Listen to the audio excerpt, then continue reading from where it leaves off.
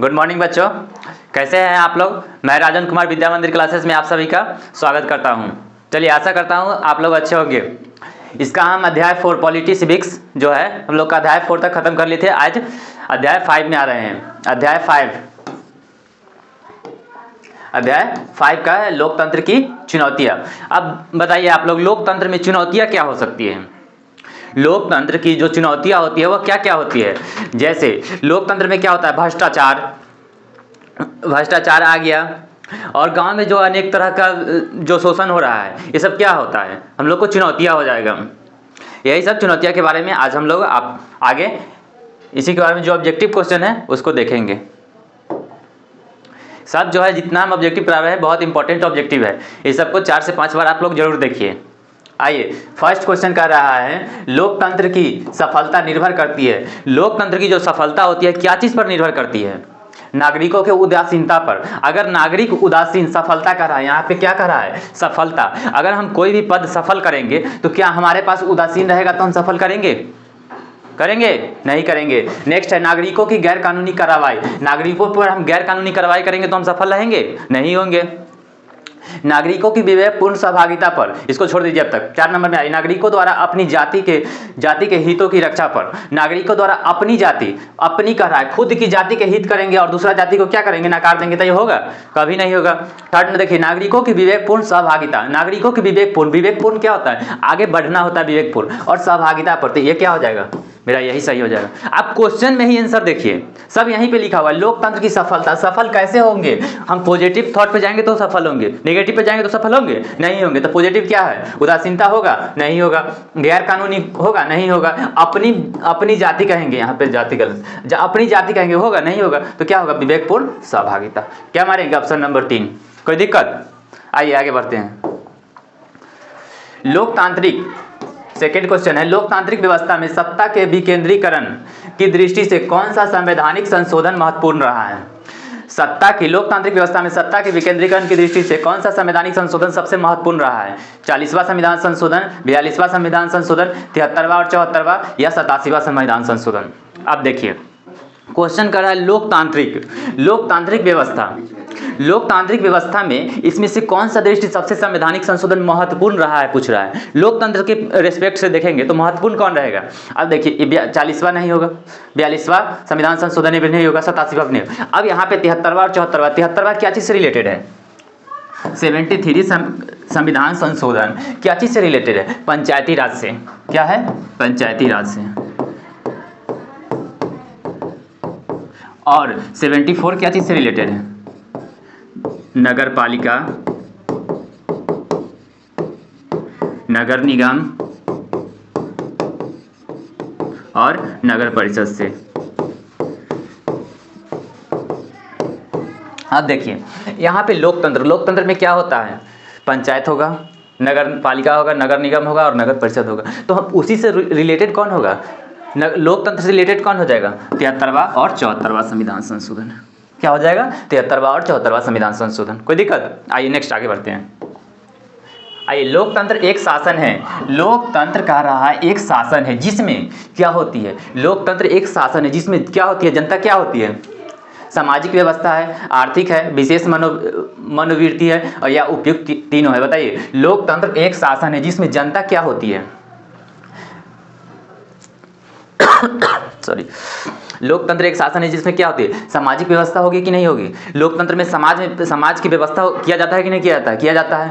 आर्थिक आदर्श, क्या आर्थिक रिलेटेड, अगर किसी के पास रहने के लिए, खाने के लिए रोटी नहीं है तो उसके लिए सरकार व्यवस्था करती है कि नहीं करती है? तो अभी करती है। विशेष मनोवृत्ति, कुछ विशेष, उसको जैसे तबियत खराब हो गया तो उसके लिए विशेष मनोवृत्ति करती है कि नहीं करती है? वो भी अच्छा करती है। तो यहाँ क्या रखा है, 4 नंबर का उपयुक्त तीनों, तो तीनों हो जाएगा।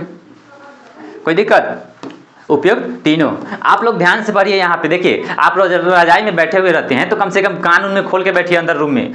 ये सब से कुछ पढ़ने में मन लगे। आप पढ़े दिन नहाइए, नहा धोआ करके रेडी होकर के बैठ के पढ़िए आप लोग, क्योंकि एग्जाम का क्या एडमिट कार्ड आ गया आप लोग का, बिहार बोर्ड का जितना भी है सबका एडमिट कार्ड आ गया। अपने सेंटर को देखिए, और अब देखिए समय नहीं बचा है, बहुत कम है। एक दिन भी कहिए कि आप सोचिए कि मेरा कल ही एग्जाम है, ये आप ध्यान में देखिए, क्योंकि अब टाइम नहीं है, ज़्यादा बचा हुआ है। आप सोचिए कि कल ही मेरा एग्जाम हो रहा है, इस दरमियान लेकर के आप लोग पढ़ाई कीजिए।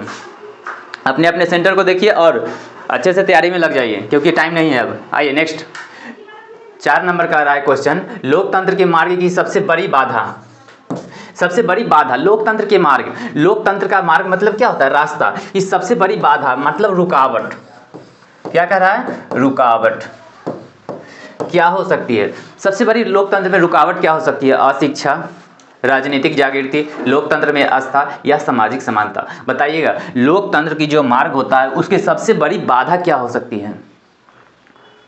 बाधा यानी रुकावट, रुकावट मतलब वैन, रास्ता बंद, समझ लीजिए। रुकावट क्या हो सकती है? जब हम रुकावट की बात करते हैं, अशिक्षा की बात करते हैं, अशिक्षा, अगर हम पढ़े लिखे नहीं रहेंगे तो हमें नेता कोई जल्दी नहीं चुना चाहेगा। उसमें क्या होना चाहिए? नॉलेज होना चाहिए। तो क्या होगा? बाधा, सबसे ज़्यादा बाधा यहाँ पे अशिक्षा को मारेंगे, क्योंकि राजनीतिक जागृति है, राजनीतिक जागृति होगा नहीं, लोकतंत्र में आस्था भी नहीं होगा, सामाजिक समानता भी ऐसा भी नहीं कुछ है। यहाँ पे बड़ी बाधा के रूप में पूछ रहा है, तो सबसे बड़ी बाधा हम अशिक्षा को मारेंगे। आइए नेक्स्ट वीडियो देखते हैं। नेक्स्ट क्वेश्चन, भारत में लोकतंत्र की सफलता में क्या बाधा है? भारत में जो लोकतंत्र है उस सफलता में बाधा क्या हो सकती है? अशिक्षा, गरीबी, बेरोजगारी या इनमें से सभी। देखिए पीछे वाला क्वेश्चन और ये क्वेश्चन सेम है, सिर्फ क्वेश्चन का पैटर्न चेंज कर दिया है, पूछने का उसका तजुर्बा चेंज कर दिया गया है, लेकिन क्वेश्चन ये है। देखिए सफलता में कह रहा है कि बाधा, सफलता में बाधा क्या है? तो क्या है? क्या मारे थे पीछे? गरीबी होगा? नहीं होगा। बेरोजगारी होगा? नहीं होगा। इनमें से सभी ये भी नहीं होगा, तो क्या मारेंगे? अशिक्षा। अशिक्षा सबसे बड़ी बाधा क्या होता है? अशिक्षा को ही ले रहे हैं। आइए नेक्स्ट 6 नंबर का रहा है क्वेश्चन, लोकतंत्र के सामने सबसे बड़ी चुनौती क्या है? लोकतंत्र के सामने जो है सबसे बड़ी चुनौती क्या है, इसमें पूछ रहा है। लोकतंत्र को सशक्त बनाना, गरीबी को दूर करना, उच्च शिक्षा की व्यवस्था करना, इनमें से कोई नहीं। बताइए लोकतंत्र के सामने सबसे बड़ी चुनौती पूछ रहा है, क्या हो सकता है? क्या हो सकता है? गरीबी को दूर करेंगे तो चुनौती होगा? नहीं होगा। उच्च शिक्षा की व्यवस्था करेंगे तो कोई क्या चुनौती होगा? कोई नहीं, ये तो होगा नहीं। देखो लोकतंत्र को सशक्त बनाना, लोकतंत्र को सशक्त मतलब सही बनाना। वहाँ पे कोई तानाशाह हो जाता है, लोकतंत्र को हम चुन लेते हैं और तानाशाह हो जाता है, तो ऐसा हमको चाहिए? नहीं चाहिए। तो लोकतंत्र कैसा होना चाहिए? सशक्त होना चाहिए, सशक्त, सुनियोजित, सुसंगठ होना चाहिए। होना चाहिए कि नहीं होना चाहिए? तो हमको सशक्त होना चाहिए। सशक्त ऐसा नेता हमको चुनना चाहिए जो हमें समय पर काम करे, वैसा नेता को सशक्त चुनना चाहिए। आइए नेक्स्ट, लोकतंत्र में किनमें बेहतर संबंध होना चाहिए? 7 नंबर क्वेश्चन कर रहा है, लोकतंत्र में किनमें बेहतर संबंध होना, सबसे अच्छा संबंध किसमें होना चाहिए लोकतंत्र में? बताइए। नगर न्यायपालिका एवं कार्यपालिका में, न्यायपालिका एवं विधायिका, केंद्र एवं राज्य, उपयुक्त में से कोई नहीं। बताइए लोकतंत्र में सबसे बेहतर संबंध, सबसे अच्छा संबंध किसमें होना चाहिए? बताइएगा सबसे अच्छा संबंध। आप लोग का सबसे अच्छा संबंध क्या हो, किससे रहता है? सबसे बताइए तो किससे रहता है? यहाँ पे लोकतंत्र में देखना है तो आ जाइए। न्यायपालिका और कार्यपालिका, न्यायपालिका विधायिका होगा, न्यायपालिका और कार्यपालिका होगा? ये नहीं होगा। न्यायपालिका और विधायिका, ये भी नहीं होगा। अब देखिए केंद्र और राज्य कह रहा है, केंद्र यानी सेंट्रल और राज्य स्टेट, हुआ ना? केंद्र सेंट्रल गवर्नमेंट, स्टेट गवर्नमेंट, ये दोनों में क्या होना चाहिए? अच्छा संबंध होना चाहिए, तब हमारे क्या होगा? लोकतंत्र सफलता की ओर बढ़ेगा। क्या होगा? केंद्र और राज्य में जब रहेगा तो क्या मेरा लोकतंत्र सफल, बेहतर बनेगा। क्या होगा? बेहतर बनेगा। आइए नेक्स्ट 8 नंबर क्वेश्चन है, किन बात से यह परिलक्षित होता है कि बिहार में लोकतंत्र की जड़ें मजबूत हैं? किस बात से यह बेहतर होता है, मतलब यह अच्छा होता है कि बिहार में लोकतंत्र की जो जड़ है वो मजबूत है? क्या है? मजबूत है। लोकतंत्र की जड़ें मजबूत है। किस बात से यह बेहतर होता है? वैशाली के लिच्छवी गणतंत्र से, नालंदा का प्राचीन विश्वविद्यालय से, भागलपुर का विक्रमशिला विश्वविद्यालय से, या उपयुक्त में से कोई नहीं। कमेंट कीजिए, किस बात से यह परिलक्षित होता है कि जो बिहार में लोकतंत्र की जड़ें क्या है? मजबूत है। बिहार में लोकतंत्र की जड़ मजबूत है। किस बात से? वैशाली का लिच्छवी गणतंत्र से। क्या से पता है? वैशाली का लिच्छवी गणतंत्र से यह पता चलता है कि बिहार में जो है लोकतंत्र की जड़ें कैसी है? मजबूत है। आइए नेक्स्ट 9 नंबर क्वेश्चन देखिए, किस देश की गौरवपूर्ण क्रांति ने लोकतंत्र के सिद्धांत को पल्लवित पुष्पित होने का मौका दिया है? पल्लवित और पुष्पित, पल्लवित मतलब आगे बढ़ना, पुष्पित आगे बढ़ने का मौका दिया है। किस देश के लोकतंत्र के सिद्धांत ने? फ्रांस, रूस, इंग्लैंड, चीन। बताइएगा 9 नंबर का आंसर दीजिए, कौन हो जाएगा? इंग्लैंड। कौन सा हो जाएगा? इंग्लैंड। किस देश की गौरवपूर्ण क्रांति ने लोकतंत्र को सिद्धांत को पल्लवित और पुष्पित होने का मौका दिया है? क्या रहा है? पल्लवित और पुष्पित होने का मौका दिया था। क्या मारेंगे? इंग्लैंड। क्या मारेंगे? इंग्लैंड। आइए नेक्स्ट 10 नंबर क्वेश्चन देखिए, निम्नलिखित में से कौन सी चुनौती लोकतंत्र को संबंधित नहीं है? लोकतंत्र से संबंधित नहीं है। कौन सा है जो लोकतंत्र से संबंधित नहीं है, यानी गलत है? लोकतंत्र को सुदृढ़ आधार पर आधारित करना, गैर लोकतांत्रिक राज्यों में लोकतंत्र की स्थापना के लिए आधार तैयार करना, लोकतांत्रिक मूल्यों को विस्तार को चुनौती देना, या उपयुक्त में से कोई नहीं। बताइए कौन है जो लोकतंत्र से संबंधित नहीं है? कौन है इसमें से जो लोकतंत्र से संबंधित नहीं है? फर्स्ट ऑप्शन देखिए, लोकतंत्र को सुदृढ़ आधार पर आधारित करना है। सुदृढ़ मतलब सही आधार पर आधारित करना है, तो ये सही होगा। यहाँ पे हमको क्या कर रहा है? गलत कर रहा है, गलत ढूंढना है, तो ये क्या होगा? मेरा सही होगा। गैर लोकतांत्रिक राज्यों में लोकतंत्र की स्थापना के लिए आधार तैयार करना। गैर लोकतांत्रिक, जहां पे लोकतांत्रिक नहीं है यानी राजा का शासन चल रहा है, वहां पे लोकतंत्र की स्थापना के लिए आधार तैयार करना, बेस बनाना लोकतंत्र के लिए, तो ये तो सही है, तो ये भी सही है। नेक्स्ट देखते हैं, लोकतांत्रिक मूल्यों के विस्तार को चुनौती देना। लोकतांत्रिक जो मूल्य है उसको विस्तार से और ज़्यादा विस्तार बढ़ाना और उसको चुनौती देना, कहना कि यहाँ पे लोकतंत्र अच्छा रहेगा, जहाँ राजा का शासन चल रहा है वहाँ पे हम क्या करेंगे? वहाँ पे जाकर चुनौती करेंगे कि यहाँ पे भ्रष्टाचार हो रहा है, ये सब ऐसे नहीं होना चाहिए, तो क्या होगा? वहाँ पे अच्छा होगा कि खराब होगा? वहाँ पर भी अच्छा होगा, तो ये भी सही है। अब कह रहा है उपयुक्त में से कोई नहीं, तो इसमें से तीनों सही है। यहाँ पे कह रहा है कि हमको गलत ढूंढ करके बताइए। क्या कर रहा है? गलत ढूंढ कर। देखिए आप लोग का एग्जाम बहुत नजदीक है, इसमें इसलिए आप लोग नहीं वाला पर भी क्वेश्चन को सेट लगाइए और नहीं वाला पर भी ध्यान दीजिए कि कहाँ क्वेश्चन में नहीं कर रहा है। नहीं कर रहा है इसका मतलब गलत होना चाहिए। गलत वाला कौन है? तो इसमें तीनों के देखिए, आप स्वयं सोच सकते हैं कि सुदृढ़ आधार होगा तो क्या ऐसा ही होगा? यहाँ पे लोकतंत्र की स्थापना के लिए आधार तैयार करना। हम आगे एग्जाम देने के लिए हम अभी से बेस क्या कर रहे हैं? तैयार कर रहे हैं। तो बेस तैयार कर रहे हैं, तो यह अच्छा होगा कि खराब होगा? बताइए। आप लोग को हम पढ़ा रहे हैं तो इससे कहीं आप लोग बढ़िएगा कि नीचे उतरिएगा? सब बताइए। आगे बढ़िएगा, स्वाभाविक सी बात है। तो बेस तैयार करेंगे तो अच्छा होगा। अपने जीवन से रिलेट करके पढ़िए ना, सब अच्छा होगा। एकदम आसान सा सरल शब्दों में हम पढ़ा रहे हैं, आसान सा हो जाएगा सब। देखिए 3rd नंबर क्वेश्चन, लोकतांत्रिक मूल्यों के विस्तार को चुनौती देना। इस विस्तार को चुनौती देंगे तो आगे बढ़ेगा कि नहीं बढ़ेगा? आप लोग को हम कह रहे हैं कि आपको हम टॉफ़ी देंगे अगर फर्स्ट कीजिएगा, तो बच्चे को हम क्या बोलते हैं कि फर्स्ट करेगा बाबू तो हम क्या देंगे? टॉफ़ी देंगे। तो क्या उसमें मेहनत करेगा कि नहीं करना है? वो एक टॉफ़ी के लालच में मेहनत करता है, तो उसी प्रकार यहाँ पे चुनौती देंगे तो अभी सही बात है। तो इसमें से क्या हो जाएगा आंसर? उपयुक्त में से कोई नहीं। गलत कह रहा है तो गलत इसमें से कोई नहीं है, सब ही सही है। 4 नंबर ऑप्शन मारेंगे। आइए आगे बढ़ते हैं। देखिए 11 नंबर क्वेश्चन कर रहा है, निम्नांकित में से कौन सा कदम लोकतांत्रिक सुधार का सूचक है? कौन सा कदम कह रहा है? लोकतांत्रिक सुधार। लोकतंत्र में जो सुधार होता है, सुधार के लिए कौन सा सही है? लोकतंत्र के विषय में क्या कर रहा है? सुधार। हमको सुधार करने के लिए कौन सा सही है? पंचायती राज, सामाजिक असमानता, अशिक्षा, या उपयुक्त में से कोई नहीं। सुधार के लिए कह रहा है कि कौन सा सही होना चाहिए। लोकतंत्र, अगर कहीं पे राजतंत्र है, राजा का शासन चल रहा है, तो वहाँ पे लोकतंत्र लाने के लिए क्या करना चाहिए? बताइएगा। सामाजिक असमानता, समाज में असमानता करेंगे तो सामाजिक सुधार होगा? लोकतंत्र आएगा? आएगा नहीं। समाज में कहेंगे कि तुम एससी का हो तुम उधर हटो, तुम जनरल का हो तुम उधर हटो, ओबीसी का इधर हटो, तो हमको समाज में सुधार होगा?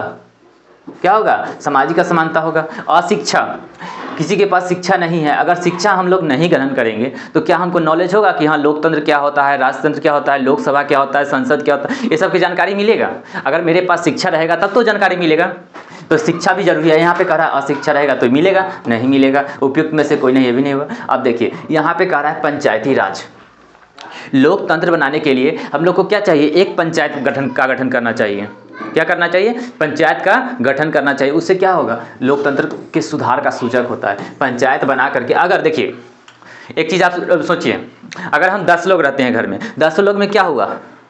मतभेद हो गया। 10 लोग आपस में क्या होता है? झगड़ा कर रहे हैं, मतभेद हो गया। तो मतभेद हो गया तो हम क्या करते हैं? सभी लोग को एक जगह बैठते हैं, बैठ करके कहते हैं कि तुम्हारे पास क्या प्रॉब्लम है, तुम्हारे पास क्या प्रॉब्लम है। सब अपने अपने प्रॉब्लम को रखेंगे, समस्या को। तो समस्या को 2 लोग रहेंगे और सभी लोग मिल करके वो समस्या का सुधार करेंगे तो क्या होगा? उसको क्या कहेंगे? पंचायत कहेंगे कि नहीं कहेंगे? सो बताइए आपको।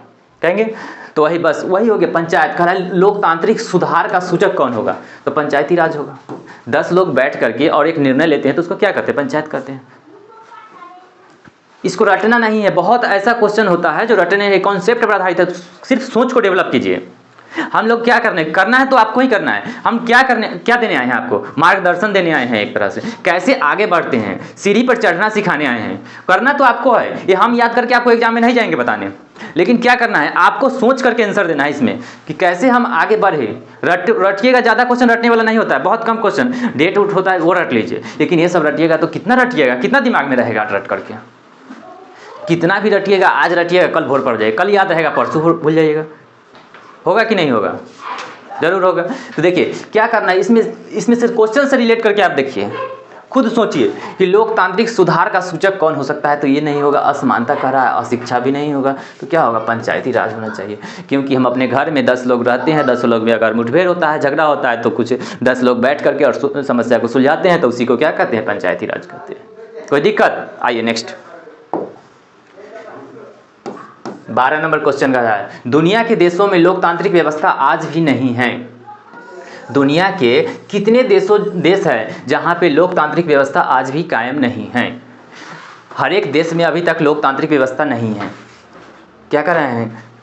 दुनिया के कितने देश हैं जो सभी में कितना, लगभग हम कितना 195 देश है ना, उसमें से कितने देश में अभी तक लोकतांत्रिक व्यवस्था करा है कि नहीं है? क्या करा? नहीं है। 3/4 देशों में, 1/4 देशों में, 1/4 देशों में, 1/4 देशों में, दोनों एक ही है, लिखा गया है। यहाँ पे कुछ दूसरा चेंज कर सकते हैं आप लोग। 1/4 है ना, 1/3 कर सकते हैं, 1/3 कर सकते हैं। बताइए, दुनिया के देशों में लोकतांत्रिक व्यवस्था आज भी नहीं है। कितने देश ऐसे हैं जहां पे लोकतांत्रिक व्यवस्था नहीं है? कितने देश होगा? लगभग 1/4, 1/4।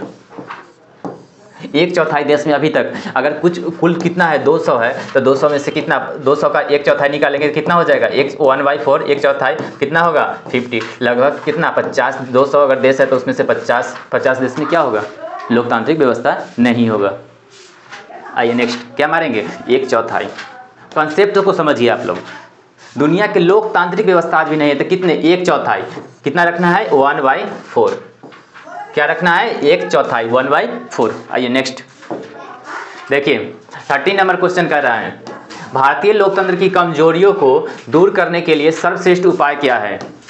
जो भारतीय लोकतंत्र है उसमें जो कमजोरी आ रही है, जो क्या हो रहा है, कमजोरी हो रहा है, उसको दूर करने के लिए सबसे अच्छा उपाय हमको क्या करना चाहिए? लोकतंत्र को दूर करने के लिए सबसे अच्छा उपाय हमको क्या करना चाहिए? देखो, मीडिया पर नियंत्रण। अगर मीडिया पर नियंत्रण करेंगे तो लोकतंत्र दूर होगा? मीडिया पर नियंत्रण करने से क्या दूर होगा? कुछ नहीं। सुधारात्मक कानूनों का निर्माण करना, सुधारात्मक कानून, नियम कानून सुधार करके बनाएंगे, उससे भी कोई नहीं होगा। क्या होगा? उससे भी होगा? बताइए। सुधारात्मक कानून का निर्माण करना, बूथ को छापा मारी। अगर हम वोट डालने जाते हैं तो क्या करेंगे? बूथ को छापा मार, एक ही को जनता को क्या कर रहे हैं? पर लगातार वोट डाल रहे हैं, 50 को वोट गए और हम दबंग करके और 50 को वोट डाल दी, तो ऐसा होगा? वैसे नहीं होगा। आर्थिक असमानता, अगर कह रहे हैं किसी के पास इनकम ज़्यादा है और किसी के पास कम है, मान लीजिए आपके पास ज़्यादा इनकम है, आप 100 रुपया कमा रहे हैं, हम 2 रुपया कमा रहे हैं, तो आपको अलग कर दिया जाए, हमको अलग कर दिया जाए समाज से? ये कहाँ का न्याय है? ऐसा तो होगा तो क्या लोकतंत्र होगा? नहीं होगा। तो यहाँ पे कह रहा है लोकतंत्र के सर्वश्रेष्ठ उपाय क्या है? मीडिया पर नियंत्रण करेंगे, नहीं होगा। बूथ को छापा मारेंगे, ये भी नहीं होगा। आर्थिक असमानता करेंगे, ये भी नहीं होगा। तो क्या होगा? सुधारात्मक कानूनों का निर्माण करना। सुधारात्मक, सुधार करके उसमें कानून का निर्माण करेंगे, वही क्या हो जाएगा? मेरा आंसर हो जाएगा। सबसे अच्छा उपाय कानून का निर्माण कर देंगे, सभी के लिए एक समान। आइए नेक्स्ट 14 नंबर क्वेश्चन कह रहा है, आधुनिक युग में प्रत्यक्ष लोकतंत्र कहाँ है? आधुनिक युग में जो देखेंगे प्रत्यक्ष लोकतंत्र, एक अप्रत्यक्ष होता है और एक अप्रत्यक्ष लोकतंत्र होता है। यहाँ पे कह रहा है हमको प्रत्यक्ष लोकतंत्र कहाँ देखने को मिलता है? संयुक्त राज्य अमेरिका, जर्मनी, फ्रांस और स्विट्जरलैंड। देखिए, ये रटने वाला क्वेश्चन होगी, इसको 2-3 बार ध्यान से देख लीजिए, याद हो जाएगा आपको अपने।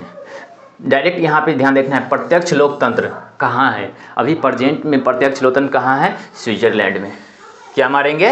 स्विट्जरलैंड। कोई दिक्कत? आइए नेक्स्ट 15 नंबर क्वेश्चन कह रहा है, भारत में पंचायती राज संस्थाओं में महिलाओं के लिए कितने सीटें आरक्षित की गई है? जो पंचायती राज संस्था है, क्या कर रहा है? पंचायती राज संस्था,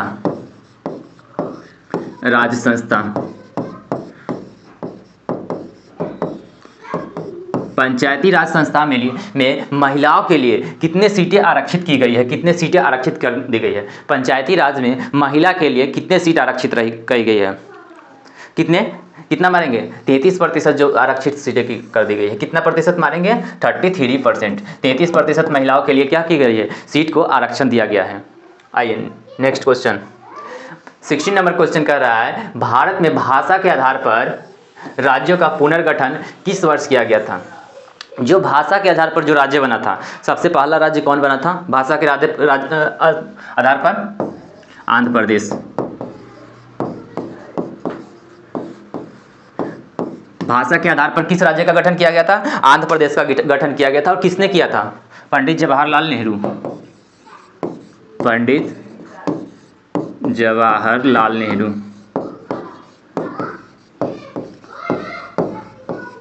भाषा के आधार पर जो पुनर्गठन राज्य किया था आंध्र प्रदेश किया गया था। किसने किया था? पंडित जवाहरलाल नेहरू। अब पूछ रहा है कि कब किया था? 1953।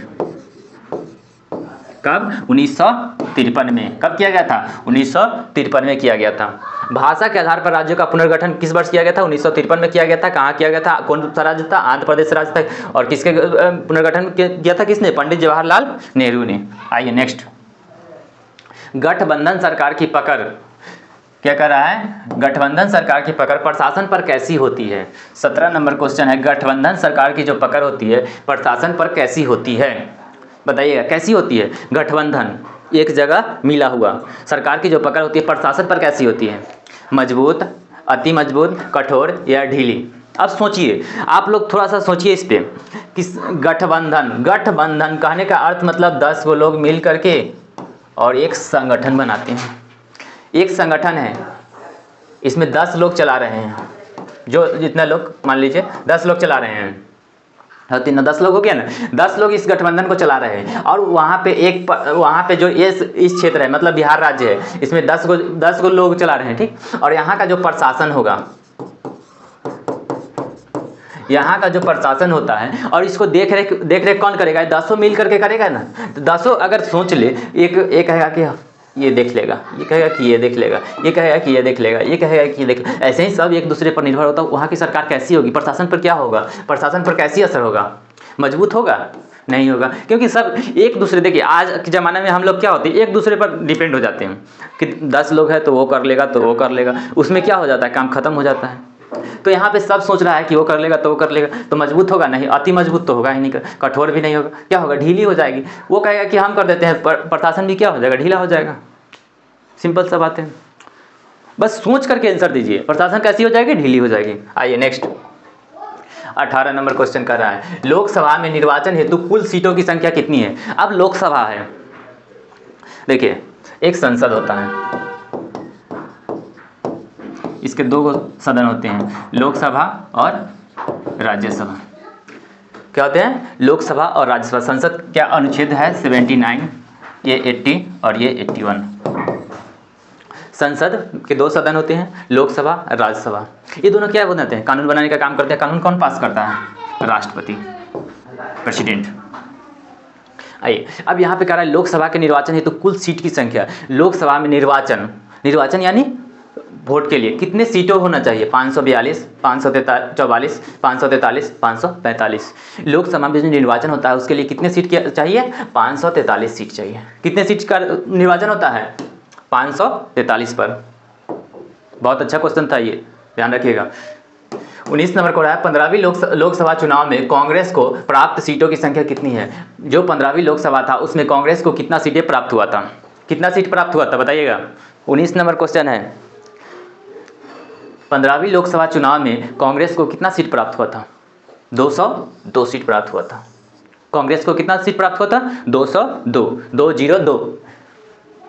आइए नेक्स्ट, 20 नंबर क्वेश्चन कह रहा है, संसद में महिलाओं को कितना प्रतिशत आरक्षण देने का प्रस्ताव किया गया है? जो संसद होता है, क्या है? संसद में 2 क्या बताएं? लोकसभा होना चाहिए और राज्यसभा होता है, 2 होता है। संसद कितना? 79, ये 80 आर्टिकल और ये 81।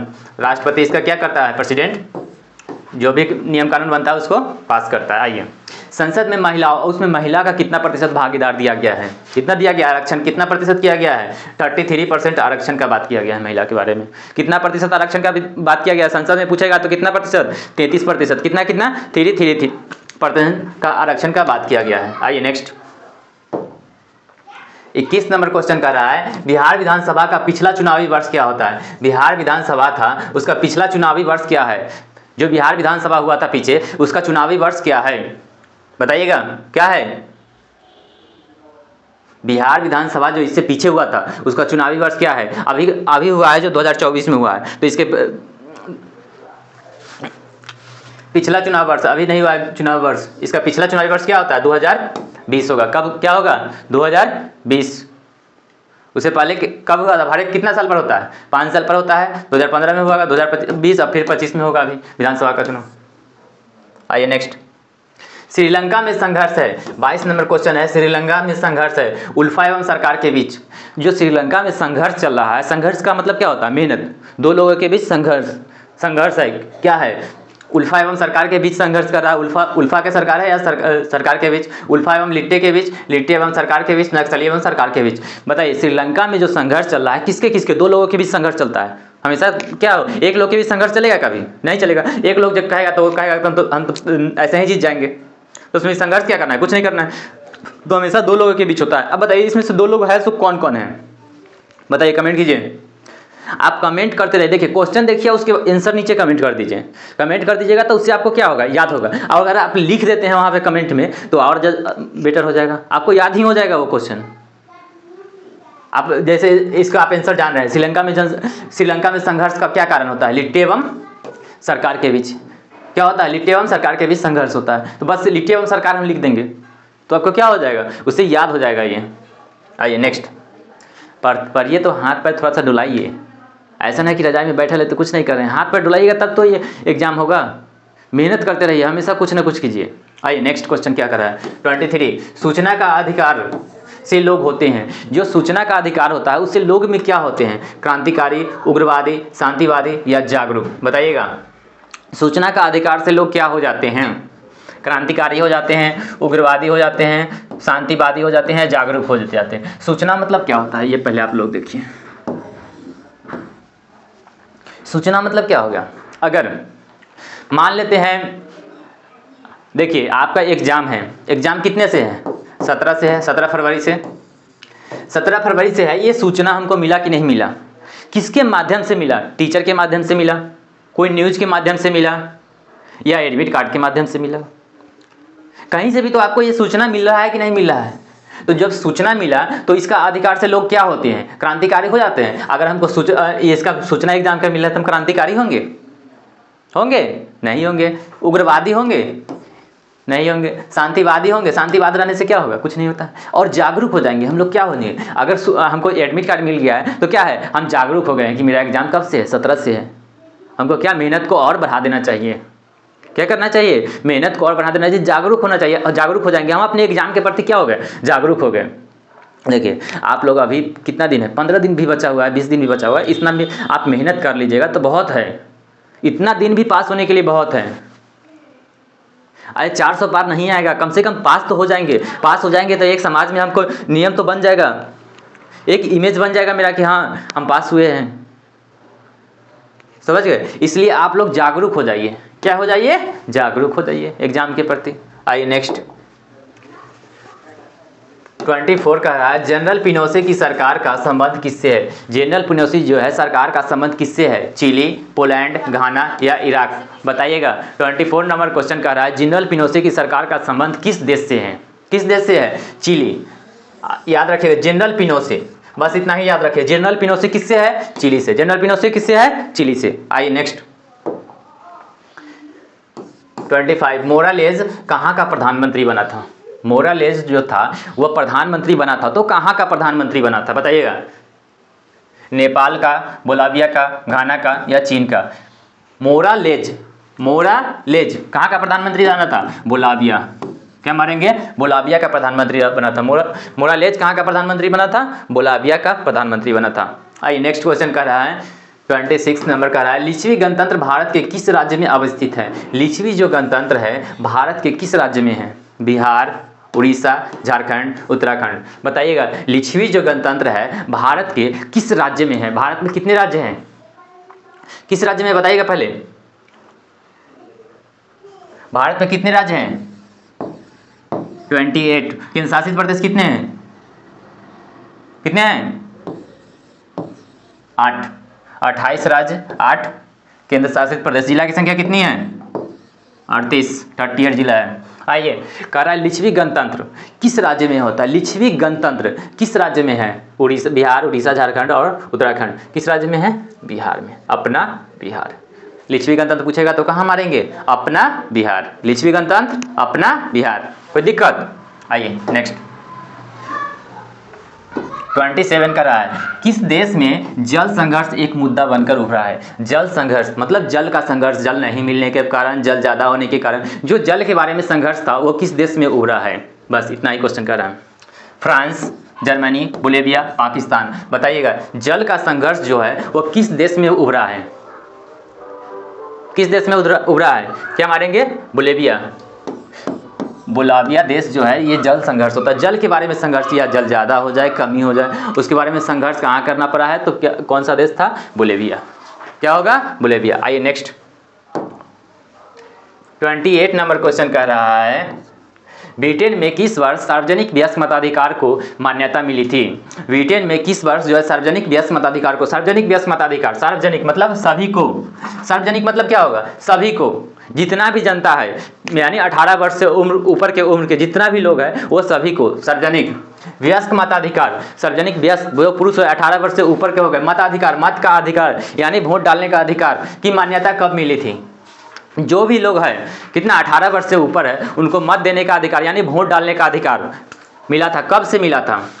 कहाँ? ब्रिटेन की बात कर रहा है। कहाँ की बात कर रहा है? ब्रिटेन की बात कर रहा है। ध्यान रखिएगा ब्रिटेन में जो मत देने का अधिकार था वह कब से स्टार्ट हुआ था? 25, 26, 27 या 28?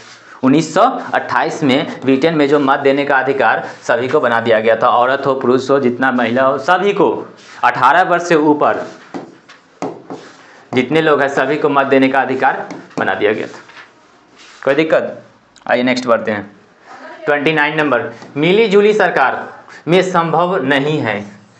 संभव नहीं है। देखिए आप लोग क्वेश्चन आएगा, नहीं आएगा तो उसको राउंड अप कर लीजिए कि याद रहेगा। मिली जुली सरकार में क्या संभव नहीं हो सकती है? अपनी इच्छा लादना, अपनी इच्छा नहीं लादना, अपनी थोड़ी इच्छा लादना या उपयुक्त तीनों। बताइएगा मिली जुली सरकार में क्या संभव नहीं है? दो सरकार मिल गया तो उसमें क्या संभव नहीं हो सकता? अपनी इच्छा नहीं लाद सकते हैं? अपनी इच्छा नहीं दे सकते हैं उसमें? हम नहीं दे सकते हैं। अपनी थोड़ी इच्छा लादना, थोड़ी क्या इच्छा ला देंगे? ये भी नहीं। अपनी इच्छा लाद सकते हैं उसमें क्या संभव नहीं? अपनी इच्छा लादना संभव नहीं है। और ये संभव अपनी इच्छा नहीं दे सकते भी सकते हैं, अपनी थोड़ी इच्छा लादना ये भी सही। अब यहाँ पे नहीं कर रहा है तो अपनी इच्छा लादना क्या हो जाएगा? अपनी इच्छा लादना। आइए नेक्स्ट 30 नंबर क्वेश्चन कह रहा है प्रजातंत्र। प्रजातंत्र की सफलता तभी संभव है जब स्थानीय सरकार होगी। कैसी होगी? मजबूत, सामान्य, कमजोर या इनमें से कोई नहीं। प्रजातंत्र क्या कह रहा है? प्रजातंत्र की सफलता तभी संभव है। प्रजातंत्र की सफलता, राजा होता है, एक प्रजा होता है, तो प्रजातंत्र की सफलता कब संभव होगी? कब होगी? जब स्थानीय सरकार कैसा होगी? प्रजा, राजा होता है, एक प्रजा होता है। प्रजा कब आगे बढ़ेगा? जब स्थानीय सरकार क्या ऐसी होगी? मजबूत होगी। क्या होगी? स्थानीय सरकार जब मजबूत होगी तो प्रजा क्या होगा? आगे बढ़ेगा। आइए नेक्स्ट 31 नंबर का क्वेश्चन कर रहा है नए विश्व सर्वेक्षण के आधार पर भारतवर्ष में मतदाताओं की संख्या कितनी है? जो भारतवर्ष में मतदाताओं की संख्या है, मत देना है यानी वोट डालने की कितनी है? 90 करोड़, 71 करोड़, 75 करोड़, 95 करोड़। बताइएगा मत देने का जो कितना करोड़ है आबादी? 71 करोड़। नए सर्वेक्षण के अनुसार अभी 71 करोड़ लोग को क्या है? वोट डालने का अधिकार है। कितना करोड़? 71 करोड़। आप लोग याद रखिए कितना करोड़? 71 करोड़। आइए नेक्स्ट कह रहा है क्षेत्रवाद की भावना। 32 नंबर क्षेत्रवाद की भावना का एक कुपरिणाम है। परिणाम होता है एक कुपरिणाम। परिणाम अच्छा होता है, कुपरिणाम क्या होता है? गलत होता है। क्या होता है? गलत होता है। अपने क्षेत्र से लगाव, राष्ट्रहित, राष्ट्रीय एकता या अलगाववाद। बताइएगा, कमेंट कीजिए। अपने क्षेत्रवाद की भावना का एक कुपरिणाम क्या होता है?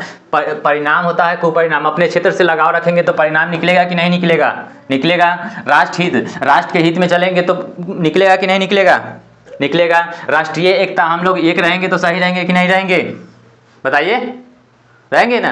आइए, अलगाववाद, हम तुमसे झगड़ा करते हैं, आओगे क्लास में और मारेंगे तुमको हम, या आओगे रास्ता में झगड़ा कर लोगे तुम, तो क्या होगा? दो दोस्त हो तुम लोग और आ रहे हो क्लास, और दोनों में क्या हुआ?